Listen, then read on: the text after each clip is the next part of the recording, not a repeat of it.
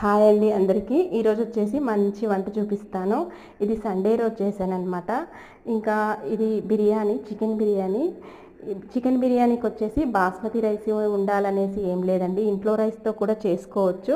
Chicken మాత్రం మంచిగా మసాలాలు వేసి ఒక గంట సేపు నానబెట్టామంటే ఏ రైస్ అయినా బిర్యానీ సూపర్గా ఉంటుందండి. అదిరిపోయే టేస్ట్ అయితే వస్తుంది, మంచిగా ఉంటుందండి. ఒకసారి ట్రై చేయండి. అలాగే నేను ఇంకా ఈ చికెన్ బిర్యానీలోకి స్పెషల్ వంట కూడా చేస్తున్నాను. అది చికెన్ పులుసు అనమాట. ఈ చికెన్ పులుసు కూడా మంచిగా ఉంటుంది బిర్యానీలోకి, గ్రేవీ అనేది వేసుకొని తింటే. అలాగే రైతా కూడా చేశాను. ఈ రైతా కూడా బాగుంటుందండి బిర్యానీలోకి, ఎక్కువగా రైతా తింటారు. అలాగే చికెన్ గ్రేవీ కూడా తింటే సూపర్గా ఉంటుంది అనమాట చికెన్ బిర్యానీలోకి. నేనైతే చికెన్ బిర్యానీ చేసినప్పుడు కొంచెం మంచిగా స్పైసీగా కారంగా చేస్తాను, అందుకనేసి మా పిల్లలకి వడ్డించాను. వాళ్ళు కొంచెం లెమన్ పిండుకొని తింటారనమాట. మీకు నచ్చితే తప్పకుండా సబ్స్క్రైబ్ చేయండి, లైక్ ఇవ్వండి.